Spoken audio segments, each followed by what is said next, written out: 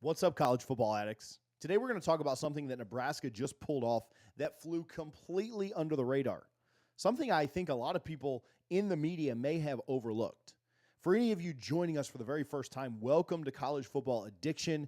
Recently, it was announced that the University of Nebraska football program will be organizing spring football clinics for players and coaches with head coach Matt Rhule and some guest speakers. The more surprising part of all this is that these football clinics that Matt Rhule got include former New England Patriots Bill Belichick to be a keynote speaker at the X's and O's coaching clinic. As many of you know, Belichick is a six-time Super Bowl champion coach. He left the Patriots after 24 years and is currently open to coaching opportunities. Despite his desire to coach, Belichick was not hired by any NFL teams with coaching vacancies in the recent hiring cycle. Now, Bill Belichick is unlikely to coach in 2024 as the 49ers are the only team left with a significant coaching vacancy remaining. But bringing in Belichick is a pretty strong flex for Matt Rhule entering his second season with the Huskers. These little details can go a long way in restoring the program's image in the eyes of recruits. I think and have long thought that Nebraska can and will get back. Nebraska can and should be a major focus in the college football landscape again. They have everything it takes. They're in a prominent conference. They have the unwavering and undying support of a rabid, passionate fan base. And now they have the final piece of the puzzle, in my opinion. They have the coach to get them there. They have the guy at the helm. They have the leadership that it takes to make that final step. And I think Rhule is the guy to do it. I think he is going to excel there. I think you've already seen him start to take some moves and some steps in doing that. And I think they're very close. They're closer than ever to getting a shot at what they did in the 90s.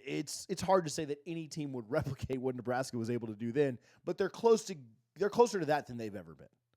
Listen, if you're a Nebraska fan, if you're new to the channel, this is your first time, make sure that you hit that subscribe button. We talk all things college football here, usually from a national perspective, but we also dive into some of the team stuff specific as well. So Nebraska fan, non-Nebraska fan, do me a favor and hit that subscribe button on College Football Addiction. So Matt Rhule's first year in Nebraska was kind of an interesting one. He got off to a 5-7 start, and a lot of fans of other programs out there laughed at this start and just sort of filed the Nebraska back into the wake me up when they're good again category, which in all fairness is probably deserved for as long as the program has struggled. But I think what a lot of people miss with this is just how much Matt Rhule did to change their roster. And after going 5-7 during a complete rebuild, you look back and say, did he do kind of an underrated job? I'd argue that Nebraska is going to surprise quite a few people this upcoming season. Matt Rhule was considered a really great coach during his time at Baylor. What he did there and the success that they saw under him, the New Year's Six, the BCS type bowls were incredible. And he built them into a power. So much so that he was snagged from Baylor for an NFL job. Now, that didn't work out, right? It didn't work out with the Panthers, but he is built to coach college football. He's built to recruit. He's built to be a superstar in our sport. On top of Matt Rhule being a really good coach, also remember the coup of the century when Nebraska pulled off flipping Georgia's 5-star quarterback, Dylan Rhule. Rhule was ranked as the number 2 QB and number 6 overall recruit in the nation in the class of 2024. And he made the decision just before the early signing period.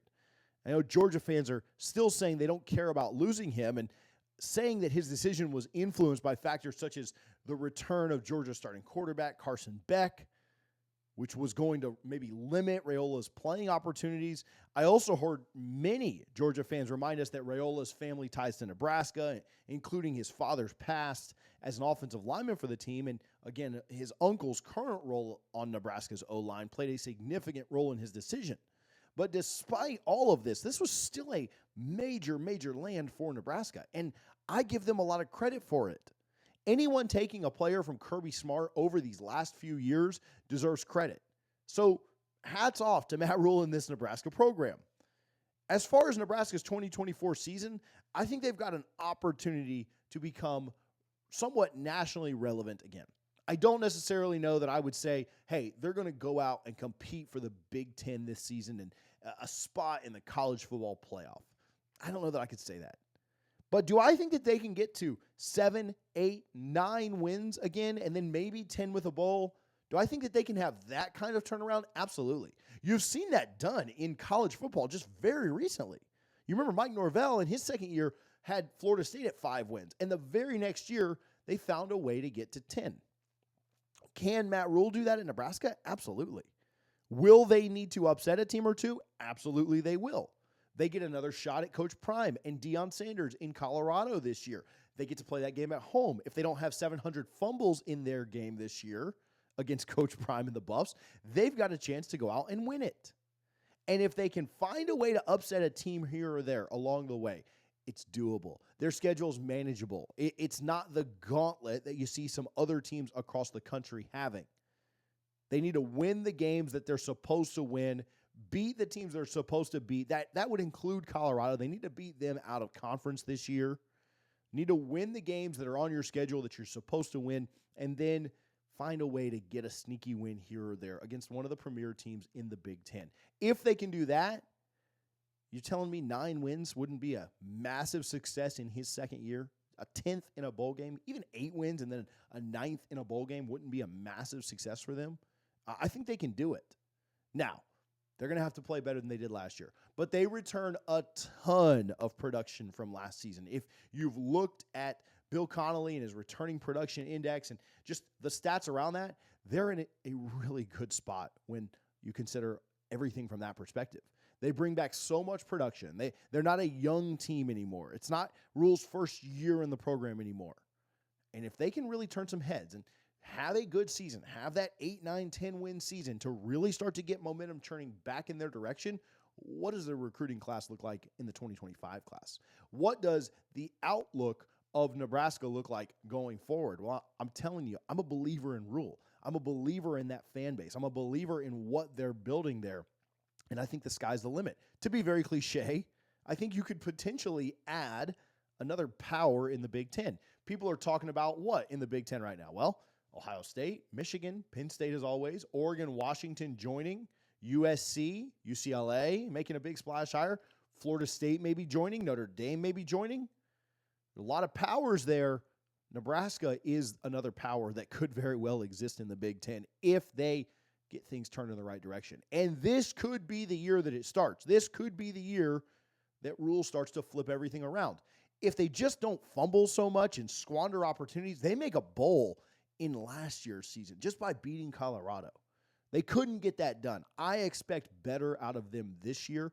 I expect them to be an improved team this year from a discipline standpoint, from a finishing standpoint. And I think that they are on their way back. Now, I don't know that they're on their way back to the 90s. I don't know that they're on their way back to that level of dominance. They're probably quite a ways away from that because I wouldn't predict that for any team. Wouldn't predict any team goes on the kind of run that we saw Nebraska go on. But, as I said earlier, I think they're closer to that now than they have been in a long, long time. What are your thoughts on Nebraska? Where do you think they can get to as a program? Where do you think they can get to as a team just this season? Let's talk about that down in the comments. Again, we cover college football from every perspective you can think of, typically national, but we dive into some of these team aspects as well. Do me a favor and hit that subscribe button if you're a Nebraska fan, supporter, Big Ten fan, Big Ten supporter. We will eventually talk about your team as well. Thank you guys, as always, for joining College Football Addiction.